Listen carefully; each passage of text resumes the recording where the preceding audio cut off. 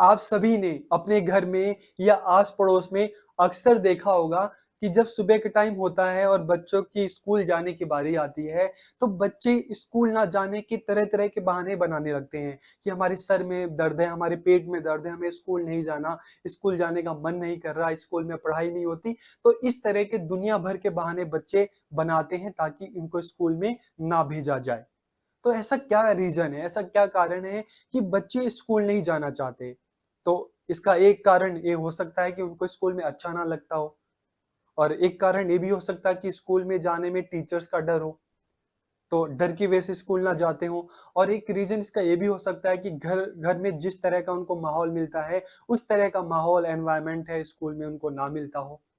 और एक एक ये भी रीज़न हो सकता है कि घर में बच्चों को जितनी फ्रीडम मिलती है, स्कूल में उतनी फ्रीडम बच्चों को ना मिलती हो। तो ये कुछ कारण हो सकते हैं जिसकी वजह से बच्चा स्कूल नहीं जाना चाहता बल्कि घर में रहना चाहता है। तो फिर अब प्रॉब्लम है तो इसका सॉल्यूशन क्या हो सकता है?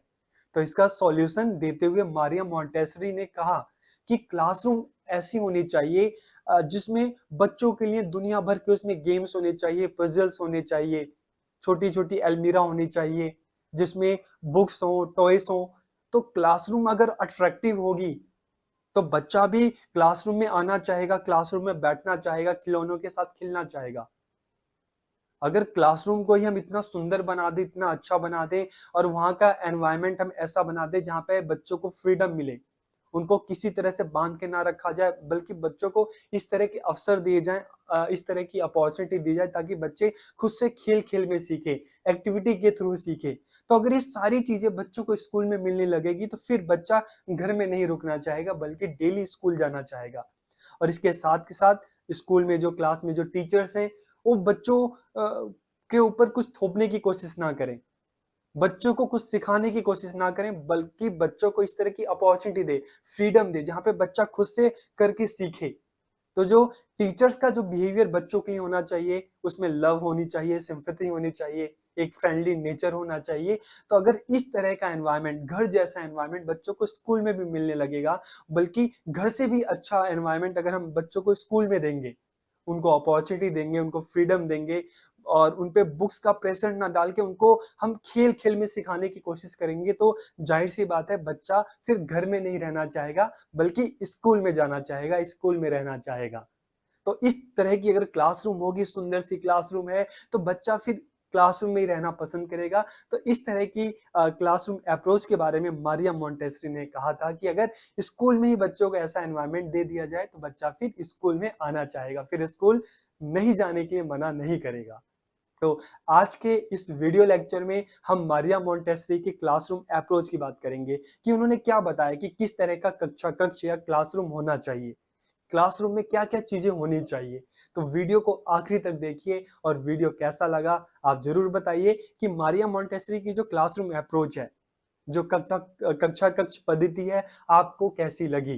तो कमेंट करके ज़रूर बताइए तो हम वीडियो को स्टार्ट करते हैं। आज के इस वीडियो में हम पढ़ने वाले हैं, समझने वाले हैं, जानने वाले हैं मारिया मोंटेसरी के क्लासरूम अप्रोच के बारे में कि मारिया मोंटेसरी ने क्लासरूम को लेकर कौन-कौन सी बातें की कि किस तरह का क्लासरूम होना चाहिए, क्लासरूम में कौन-कौन सी चीजें होनी चाहिए, टीचर्स को किन बातों का ध्यान रखना चाहिए बच्चों को पढ़ाते हुए और किन मेथड्स के थ्रू टीचर बच्चों को पढ़ा सकते हैं और क्लास का डिसिप्लिन किस तरह का होना चाहिए।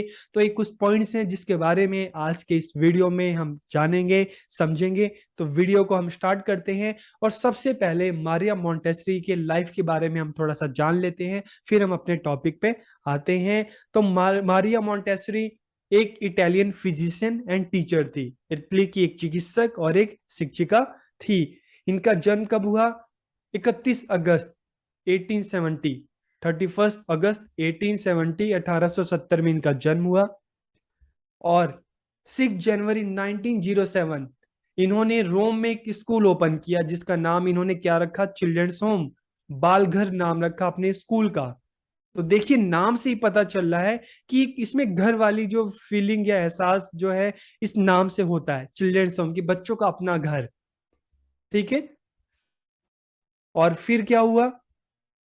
She used to teach children through play method without books. क्यों? बच्चों को खेल खेल में सिखाने लगी, बच्चों को एक्टिविटी के थ्रू सिखाने लगी बिना बुक्स के। तो इनका जो एक तरीका था पढ़ाने का पूरे इटली में फेमस हुआ, और इटली के अलावा फिर दुनिया भर के देशों में इनका नाम जाने लगा कि एक ऐसी भी टीचर है जो बच्चों को बिना बुक्स के सिर्फ खेल खेल में सिखा देती है, एक्टिविटी से सिखा देती है। तो दुनिया भर में बहुत फेमस हुई और इनको इनविटेशन आने लगा, जैसे मैंने आपको अपने पुराने वीडियो में बताया कि इनको दुनिया भर से इनवाइट किया जाने लगा कि आप आइए, हमारे टीचर्स को भी ट्रेन कीजिए, सिखाइए जो आपका ये नया मेथड है।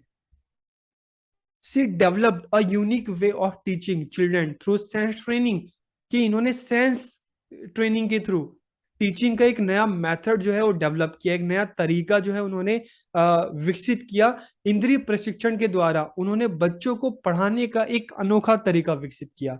तो अगर हम सेंसेस की बात करते हैं तो क्या है? हमारे नाक है, हमारा कान है, हमारी जीभ है, हमारी आंखें हैं, स्किन है। तो ये हमारे सेंसेस हैं। तो इसके थ्रू बच्चों को सिखाया जाए, बच्चा देख के कलर की पहचान करे, बच्चा टच करके शेप की पहचान करे, ठीक है, बच्चे चीजों को फील करे, बच्चा स्मेल करके चीजों को सीखे। तो इनका मानना था कि अगर बच्चों को सेंसेस के थ्रू जो भी चीजें हम सिखाएंगे तो बच्चे के माइंड में लंबे टाइम तक रहेगी, बच्चा उसको कभी भूलेगा नहीं। तो इन्होंने सेंसेस के थ्रू बच्चों को सिखाने का प्रयास किया, जो एक यूनिक मेथड था। Her unique way of teaching children become very famous all over the world, कि उनको बच्चों का पढ़ाने का जो एक तरीका था, उन्होंने बच्चों को पढ़ाने का एक जो नया एक तरीका जो डेवलप किया, विकसित किया, पूरी दुनिया में बहुत ज्यादा फेमस हुआ। Her method of education is being used today in school around the world, कि उनका जो पढ़ाने का जो तरीका है, जो मॉन्टेसरी मेथड है, पूरी दुनिया में जगह जगह स्कूल्स में हम देखें तो इसका यूज किया जा रहा है, चाहे इंडिया है चाहे और सारी जो कंट्री है, हर जगह इनका जो मेथड है उसको यूज किया जा रहा है, ठीक है। और जो आता है उसे एक दिन जरूर जाना है। लेकिन जैसे हम मैंने आपको पहले भी बताया कि कोई भी आता है उसको एक दिन जरूर जाना है, लेकिन मैटर ये करता है कि वो क्या करके गया, इस सोसाइटी को, इस दुनिया को क्या देकर गया। तो मारिया मॉन्टेसरी क्या दे के गई? इनका जो मॉन्टेसरी मेथड था, इनका जो पढ़ाने का तरीका था, इन्होंने छोटे बच्चों के लिए जो काम किया, ठीक है, ये चीजें ऐसी हैं जिनके वजह से आज भी हम इनको याद करते हैं। तो अब हम बात करते हैं मारिया मॉन्टेसरी के क्लासरूम अप्रोच के बारे में, कक्षा कक्ष पद्धति के बारे में। तो किस तरह की क्लासरूम होनी चाहिए? तो इन्होंने क्या कहा? Proper preparation of every classroom in the school, कि स्कूल में हर क्लासरूम को अच्छे से तैयार किया जाए, मेकिंग इट ब्यूटीफुल, इसको सुंदर बनाया जाए, एंड अट्रैक्टिव, इसको आकर्षक बनाया जाए। गुड मैनेजमेंट ऑफ थिंग्स, कि क्लासरूम में जो भी चीजें हैं उसका मैनेजमेंट अच्छा होना चाहिए, सही प्रकार से रखना चाहिए। क्लासरूम में अलमीरा होनी चाहिए, उसमें बुक्स होनी चाहिए, टॉयस होने चाहिए, तो सबको बहुत अच्छे तरीके से मैनेज किया जाना चाहिए, ठीक है। तो ये सारी चीजें जो है हम बात करते हैं, इसलिए मारिया मॉन्टेसरी की जो टीचिंग है उसको क्रांतिकारी कहा गया है, उसको रेवोल्यूशनरी कहा गया है, ठीक है। तो ये जो है मारिया मॉन्टेसरी का जो क्लासरूम अप्रोच है, उसके मेन एलिमेंट्स है कि क्लासरूम सुंदर होनी चाहिए, ठीक है, वेल ऑर्गेनाइज होनी चाहिए, अट्रैक्टिव होनी चाहिए, और उसमें जो भी चीजें हैं क्लासरूम में बच्चों के लिए, जो बच्चों की जरूरत की जो चीजें हैं वो क्लासरूम में डिस्प्ले होनी चाहिए, वो सारी चीजें क्लासरूम में होनी चाहिए। अगर इस तरह की क्लासरूम हम बनाएंगे तो बच्चा क्लासरूम में रहेगा, बच्चा क्लास में आने के लिए उसमें क्यूरियोसिटी रहेगी, वो बच्चा क्लास में इंटरेस्ट लेगा, फिर क्लास छोड़ के भागेगा नहीं, फिर घर में नहीं रुकेगा, उसका मन करेगा स्कूल में जाने के लिए, जो क्लासरूम में जो खिलौने हैं, जो अलग अलग जो चीजें हैं उसको खेलने के लिए। तो इस तरह से हम बच्चों को क्लासरूम रूम की तरफ आने के लिए हम बच्चों को हम क्या कर सकते हैं? अभी प्रेरित, मोटिवेट कर सकते हैं, ठीक है। इसके अलावा each classroom is uniquely suited to the needs of its student, कि प्रत्येक कक्षा को विद्यार्थी की जरूरत के हिसाब से तैयार किया जाए, ठीक है। प्राकृतिक प्रकाश, मुलायम रंग, गतिविधि के लिए रिक्त स्थान हो, there should be natural light, soft colour and spaces for activity. तो देखिए आजकल हम बहुत सारे स्कूल ऐसे देखते हैं जो सोसाइटी में बनते हैं, ठीक है, काफी क्राउडेड जगह पे बनते हैं। तो क्लासरूम अगर हम देखें तो स्कूल जब हम क्राउड एरिया में बनते हैं तो उसमें ना खिड़कियां होती हैं, तो अंदर अंधेरा सा होता है। लेकिन इन्होंने कहा कि क्लासरूम कैसा होना चाहिए?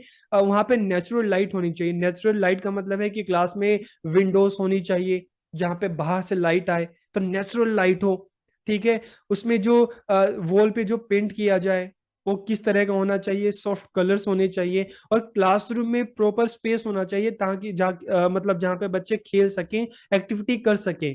तो इस तरह का क्लासरूम होना चाहिए जहाँ पे स्पेस भी हो और काफी अट्रैक्टिव हो क्लासरूम, ठीक है। कलर भी काफी अच्छे होने चाहिए, नेचुरल लाइटिंग होना चाहिए। तो इस तरह की क्लासरूम होनी चाहिए, ठीक है, ताकि बच्चों को क्लासरूम की तरफ अट्रैक्ट किया जा सके। अधिगम सामग्री को सुलभ अलमारियों पर प्रदर्शित किया जाना चाहिए। जो भी लर्निंग मटेरियल्स हैं उनको, जो एक्सेसिबल जो शेल्फ्स हैं वहां पे डिस्प्ले किया जाना चाहिए। कि क्लासरूम की बात करें तो चाहे गेम्स हो, चाहे टॉयस हो, चाहे बुक्स हो, तो इस तरह की अलमीरा होनी चाहिए, शेल्फ्स होनी चाहिए जहां पे उसको डिस्प्ले किया जाए। मतलब कि बच्चा उसको देखे कि क्लासरूम में अच्छा इतनी सारी अलमीरा है, इसमें एक गेम है, इसमें टॉयस है, इसमें बुक्स है। तो इस तरह की चीजें हो ताकि बच्चा खुद से जाए, उसको खेल सके, उसको ले सके, उसका यूज कर सके। तो क्लासरूम में जो भी नेसेसरी चीजें हैं, बच्चों की जरूरत की चीजें, वो चीजें होनी चाहिए, ठीक है। और फिर से जैसे मैंने बोला कि कलर्स, क्लासरूम का जो पेंट कलर है काफी अच्छा होना चाहिए, नेचुरल लाइटिंग होनी चाहिए, बच्चों की एक्टिविटी के लिए स्पेस होना चाहिए। Members the class address each other respectfully, कि क्लास में बच्चे एक दूसरे का सम्मान करें, एक दूसरे की रिस्पेक्ट करें। विद्यार्थी एक दूसरे के प्रति शिष्टाचार दिखाएं, दूसरों के कल्याण में अपनी रुचि प्रकट करें। Students should show courtesy to each other and show their interest in welfare of other. कि इस तरह की क्लासरूम हो जहां पे सब मिलकर सीखे, बच्चे एक दूसरे की रिस्पेक्ट करें, एक दूसरे के साथ मिलकर काम करें, ठीक है। तो स्टूडेंट वर्क टुगेदर। तो देखिए इस क्लासरूम में बच्चों के लिए तो जो सारी चीजें, जो लर्निंग मटेरियल वो होना चाहिए, लेकिन उसके साथ साथ बच्चों में ह्यूमन, जो हम कह सकते हैं जो ह्यूमैनिटी है, जो मानवीय गुण है, वो भी डेवलप करने की कोशिश की जा रही है, जहां पे बच्चे एक दूसरे की रिस्पेक्ट करें, एक दूसरे के साथ मिलकर काम करें। तो जो डेमोक्रेटिक जो वैल्यूज है ये भी बच्चों में डेवलप करने की कोशिश की जा रही है, ठीक है। कहां पर? मॉन्टेसरी क्लासरूम में, जो उनकी क्लासरूम अप्रोच है वो ये बात करती है। The Montessori classroom promotes harmony and respect, कि मॉन्टेसरी कक्षा सद्भाव और सम्मान को बढ़ावा देती है। इस सुरक्षित और सशक्त माहौल में विद्यार्थियों को सीखने में खुशी मिलती है। कि अगर क्लास का एनवायरनमेंट सेफ होगा, ठीक है, एम्पावर होगा, तो वहां पे बच्चे खुशी खुशी सीखेंगे। जहां पे बच्चों को लगेगा कि अरे हमारी भी रिस्पेक्ट है, इतने सारे सामान है क्लास में, ठीक है, तो बच्चों को अपनी क्लास में आना अच्छा लगेगा, उनके अच्छे दोस्त बनेंगे, बच्चे मिलकर सीखेंगे, मिलकर करेंगे। तो अगर इस तरह का क्लासरूम हो तो किसी को भी अच्छा लगेगा। तो इसलिए मारिया मॉन्टेसरी की जो क्लासरूम जो अप्रोच है इन चीजों की बात करती है। जहां पे लर्निंग मटेरियल हो, क्लासरूम सुंदर हो, तो इन चीजों के साथ साथ, क्लासरूम को सुंदर बनाने के साथ साथ बच्चों को भी अंदर से सुंदर बनाया जाए, ठीक है। अब हम बात करते हैं टीचर्स की रोल की, कि शिक्षक की क्या भूमिका है। तो बच्चों को अधिगम का केंद्र बनाना, make children the centre of learning, child centre education की बात की गई है। कि जहां पर जो स्टूडेंट है उनको लर्निंग के सेंटर में, उनको केंद्र में रखना है, जहां पे बच्चों की नीड के हिसाब से, बच्चों की जरूरत के हिसाब से, उनको इंटरेस्ट के हिसाब से उनके लिए एक्टिविटीज ऑर्गेनाइज की जाए, बच्चों को अपॉर्चुनिटी दी जाए खुद से कर कर सीखने की। सीखने के लिए एक उचित माहौल को तैयार करना, प्रिपेयर द लर्निंग एनवायरनमेंट, एक इस तरह का माहौल तैयार करना क्लास में जहां पे बच्चा सीखे। बच्चों पर चीजों को थोपना नहीं, बल्कि बच्चों को इस तरह की अपॉर्चुनिटी देना खुद से करके सीखने की। सीखने के लिए बच्चों को प्रोत्साहित करना, एनकरेज चिल्ड्रन टू लर्न, कि बच्चों को प्रोत्साहित करना कि अरे आप कर सकते हो, आप ट्राई करो, ये सारा इतने सारे सामान है, आप इससे भी ट्राई कर सकते हो, आप उससे भी खेल सकते हो, आप सीख सकते हो। तो बच्चों को क्या करना? एनकरेज करना, बच्चों का निरीक्षण करना, ऑब्जर्व चिल्ड्रन, की टीचर का काम क्या है? एक ऑब्जर्वर का, एक फैसिलिटेटर का, जो बच्चों को ऑब्जर्व करे, ठीक है, बच्चों को सिखाए ना, बल्कि बच्चों को सीखने में उनकी हेल्प करे, ठीक है। तो टीचर का काम क्या है? एक ऑब्जर्वर का। सभी बच्चों और उनके कार्यों का आदर करना, respect for all children and their work, कि सभी बच्चों की रिस्पेक्ट करना, उनका जो भी काम है। तो टीचर का काम क्या, यही नहीं करना कि नहीं तुम्हारा काम अच्छा नहीं है, खराब नहीं है, उनके काम की रिस्पेक्ट करना। तुमने एफर्ट लगाया, तुम और एफर्ट करोगे तो तुम और सुंदर कर सकते हो। तो रिस्पेक्ट करना बच्चों की भी और उनके काम की भी। शिक्षण सामग्री से बच्चों को परिचित कराना, इंट्रोड्यूस लर्निंग मटेरियल की क्लास में जो भी मटेरियल इस तरह का लर्निंग है तो उनको इंट्रोड्यूस कराना कि देखिए ये है, ठीक है, और कैसे यूज करते हैं, बस आपको उनको एक बार दिखा दो और फिर बच्चों को के साथ उन मटेरियल को छोड़ दो, बच्चा खुद से करेगा, खुद से सीखेगा। तो टीचर का काम क्या, इंट्रोड्यूस कराना, ओके, लर्निंग मटेरियल से। अगर हम मेथड्स की बात करें, टीचिंग मेथड्स की, डेली लाइफ एक्सपीरियंस की, जो भी बच्चों को सिखाया जाए उनकी डेली लाइफ एक्सपीरियंस से जुड़ा होना चाहिए। चाहे हम कलर्स की बात करें, चाहे हम एक्टिविटीज की बात करें, चाहे हम गेम्स की बात करें, ठीक है। तो उनकी जो भी हम उनको पढ़ाएं, जो भी सिखाएं, ठीक है, जो भी बताएं, उनकी डेली लाइफ जो एक्सपीरियंस है उससे जुड़ा होना चाहिए, ठीक है। एक्सरसाइज फॉर सेंसरी ट्रेनिंग, कि इंद्रिय प्रशिक्षण के लिए व्यायाम, चाहे हम बात करें जो सेंसेस की ट्रेनिंग है, देखना, ठीक है, स्मेल करना, टेस्ट करना, महसूस करना, तो हम क्या कर रहे हैं, ठीक है, जो सेंसरी ट्रेनिंग, जो इंद्रिय प्रशिक्षण देना, क्योंकि जैसे मैंने स्टार्टिंग में बोला कि मारिया मोंटेसरी का जो यूनिक तरीका था कि बच्चों को जो भी ट्रेनिंग दी जाए उनके सेंसेस के थ्रू, क्योंकि सेंसेस के थ्रू जो भी सीखेंगे वो जो एक्सपीरियंस होगा, जो नॉलेज होगी, वो लाइफ टाइम के लिए उनके माइंड में आ जाएगी। ऑब्जर्वेशन मेथड, अवलोकन विधि, कि टीचर का काम क्या है, बच्चों को देखना कि किस तरह से कर रहे हैं, किस तरह से सीख रहे हैं, उनको ऑब्जर्व करना, बाकी उनको सिखाना नहीं बल्कि उनके सीखने में उनकी हेल्प करना। और प्रयोग विधि, एक्सपेरिमेंट मेथड, जहां पे बच्चा खुद से चीजों को करेगा, एक्सप्लोर करेगा, ठीक है, एक्सपेरिमेंट करेगा और चीजों को सीखेगा, ओके। तो ये कुछ मेथड्स उन्होंने बताए। अब हम डिसिप्लिन की बात करते हैं, तो देखिए तीन तरह के डिसिप्लिन, तीन तरह की जो बातें उन्होंने कही। स्व अनुशासन, बच्चों को मतलब जो डिसिप्लिन है उसमें रहना सिखाया ना जाए, बल्कि बच्चों को इस तरह की क्लासरूम का, इस तरह का एनवायरनमेंट हो जहां पे बच्चा खुद से डिसिप्लिन में रहना सीखे। अक्सर हम स्कूल में देखते हैं कि बच्चों को डांट कर, मार कर उनको डिसिप्लिन में रहने की मतलब नसीहत दी जाती है, लेकिन मारिया मोंटेसरी ने क्या कहा कि बच्चों को इस तरह का एनवायरनमेंट डेवलप किया जाए जहां पे बच्चा खुद से डिसिप्लिन में रहना सीखे, सेल्फ कंट्रोल, खुद पे कंट्रोल करे, और स्व निर्देशन, खुद को डायरेक्शन दे कि क्या करना सही है, क्या करना सही नहीं है। तो इस तरह का डिसिप्लिन, इस तरह की डिसिप्लिन की मारिया मोंटेसरी बात करती हैं, जहां पे बच्चा खुद से डिसिप्लिन में रहना सीखे, खुद पे कंट्रोल करना सीखे और खुद से खुद को डायरेक्शन दे, क्या करना है क्या नहीं करना, ठीक है। तो ये जो बातें हैं मारिया मोंटेसरी ने कही। तो लास्ट में, education is a natural process carried out by the child and is not acquired by listening to words but by experience in the environment. तो देखिए इसमें साफ साफ ये कहती हैं कि एजुकेशन एक नेचुरल प्रोसेस है और बच्चा अपने नेचर के हिसाब से सीखता है। तो हमें क्या करना है, हमें वर्ड्स के थ्रू बोल बोल कर उनको नहीं सिखाना है, बल्कि उनको इस तरह का माहौल देना है, उनको इस तरह की अपॉर्चुनिटी देना है ताकि बच्चा अपने नेचर के हिसाब से खुद से कर खुद के एक्सपीरियंस से सीखे, ठीक है। तो आपको ये वीडियो कैसा लगा कमेंट करके जरूर बताइएगा।